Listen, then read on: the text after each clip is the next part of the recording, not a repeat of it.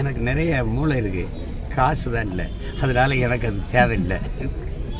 அது நீ எத்தனை வியூகத்தை வச்சு என்ன பண்ணுறது? கத்தரிக்காயின்னு தாளில் எழுதி பயன் இல்லை. நிலத்தில் இறங்கி அதை செடியை விதையை போட்டு செடியை முளைக்க விட்டு தண்ணி ஊற்றி உரம் வச்சு வளர்த்து விளைய வைக்கணும். அப்போ தான் கத்தரிக்காய் வரும். இங்கே மேசையில் உட்காந்து கத்தரிக்காய் சோரக்காய் அப்படின்னு எழுதி பயன் இல்லை.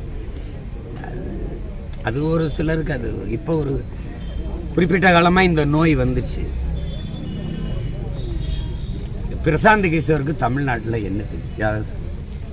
எத்தனை ஆறு, எத்தனை ஏரி, எத்தனை குளம், எத்தனை சமூக மக்கள், அந்தந்த சமூக மக்களுக்கு இருக்கிற பிரச்சனை என்ன? அவர் தானே சார் அரசியல் கட்சி நம்புறாங்க. நீங்கள் உடலில் கொழுப்பு கடிப்பிடிக்கிறீங்க, பணக்கொழுப்பு கடிப்பிடிக்கல. இதை நம்ம சொல்ல உனக்கு வாய்க்கொழுப்பு அதிகம் அப்படின்னு சொல்லுவாங்க பார்த்தீங்களா?